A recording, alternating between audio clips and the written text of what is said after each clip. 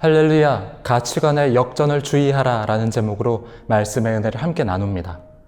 왜 성경에는 시편이 있을까요? 함축적인 내용을 담아야 되고 한눈에 딱 보기에 쉽게 알 수 있는 것도 아니지 않습니까? 장황하게 글을 쓸 수도 없습니다. 여러모로 해석하기에 또 읽기에 불편하기만 한 이 시편을 성경이 왜 기록하고 있을까요? 시편은 이스라엘의 역사를 담고 있습니다. 하나님께 나아가길 원하는 그들의 역사가 바로 시편에 쓰여져 있습니다. 즉 이스라엘이 노래를 통해서 하나님께서 원하신 뜻대로 살아가며 하나님께서 원하시는 회복을 이루기 원한다라는 그 내용이 시편에 담겨 있습니다. 시편 2편을 통해 우리가 알 수 있는 게 바로 이것입니다. 이렇게 살아야 회복할 수 있다. 오늘 우리의 삶에서 회복이 필요하고 또 믿음 생활을 어떻게 지켜나가야 될지 또 의문이 들고 고민이 될 때 오늘 이 말씀이 여러분에게 은혜가 되길 원합니다. 1절에서 3절까지는 세상 나라들이 하나님을 대적하는 모습을 보여주고 있습니다.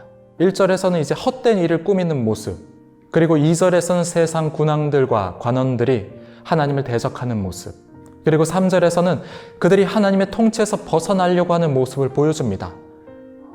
왜 하나님의 통치를 거부할까요?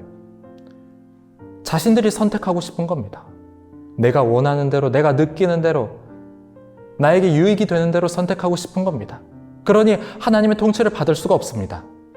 세상은 말하죠. 네가 느끼는 감정대로 살아라. 네가 원하는 것을 성취하면서 이루면서 살아라. 그것이 인간을 진정으로 자유롭게 하며 즐겁고 행복한 삶을 너희에게 줄 것이다. 세상이 말하는 선택의 중심은 오직 나입니다. 내가 선택하는 겁니다. 근데 그렇게 살 때 진정한 행복이 우리에게 찾아올까요? 성경은 그렇게 말하지 않습니다. 4절에서는 이렇게 말합니다. 주께서 그들을 비웃으신다. 오늘 우리의 선택은 하나님의 통치를 벗어나는 것이 아니라 그분의 통치 아래에서 그분이 기뻐하신 뜻 가운데로 우리가 걸어가며 또 선택하길 원합니다. 그렇게 할 때 진정한 행복이 우리에게 찾아옵니다. 7절부터는 하나님께서 새로운 왕을 세우시는 모습을 우리에게 보여줍니다. 그리고 그 왕에게 이렇게 말합니다. 너는 내 아들이라. 오늘 내가 너를 낳았도다.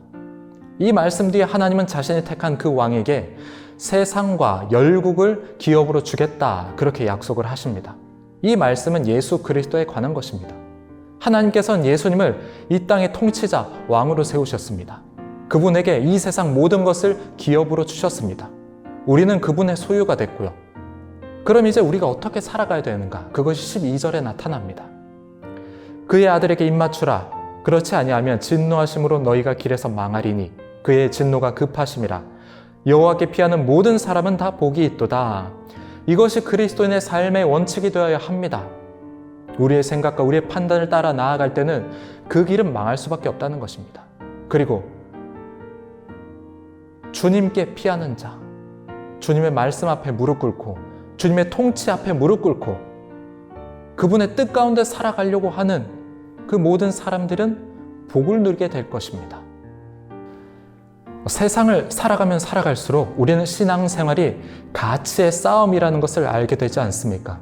왜냐하면 사람들은 더 가치 있는 것을 얻기 위해서 가치가 없다고 생각하는 것들을 포기하기 때문입니다.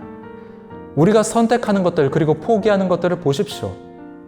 더 가치 있기 때문에 내가 포기하지 않고 가치가 없기 때문에 포기하게 됩니다. 우린 예수님을 믿고 하나님의 자녀가 되었습니다. 우리에게 최고의 가치는 예수 그리스도 그분 한 분뿐이십니다. 하지만 우린 이 땅을 살아갑니다. 죄와 싸움을 계속해야 됩니다. 그래서 우리가 넋놓고 있다가는 죄와의 싸움에서 져버리게 됩니다. 그러면 가치관의 역전이 일어나요. 예수님께서 나의 최고의 가치인데도 다른 것들을 더 가치 있게 바라보게 됩니다. 세상을 더 가치 있게 바라보게 됩니다. 이게 가치관의 역전입니다. 최고의 것을 두고도 더 가치 있는 것을 찾게 되는 것입니다. 특별히 예배의 자리를 포기한 이들을 종종 보게 됩니다. 바쁘다는 핑계로 또 여러 가지 상황 때문에 예배에 나오는 것 대신에 다른 것들을 해야 됩니다 라는 것을 이제 종종 보게 돼요. 그럴 때마다 마음이 참 안타깝습니다. 왜냐하면 가치관의 역전이 일어난 것이기 때문입니다. 누구와도 바꿀 수 없는 예수 그리스도, 그분을 만나는 자리인 이 예배의 자리, 일주일 중에 단 하루고요. 또 단 한 시간입니다.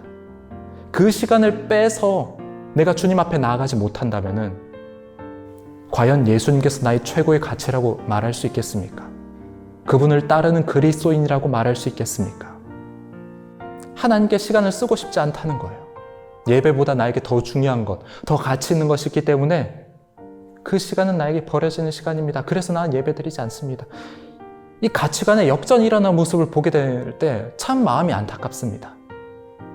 그리스도인에게 최고의 가치는 예수 그리스도입니다.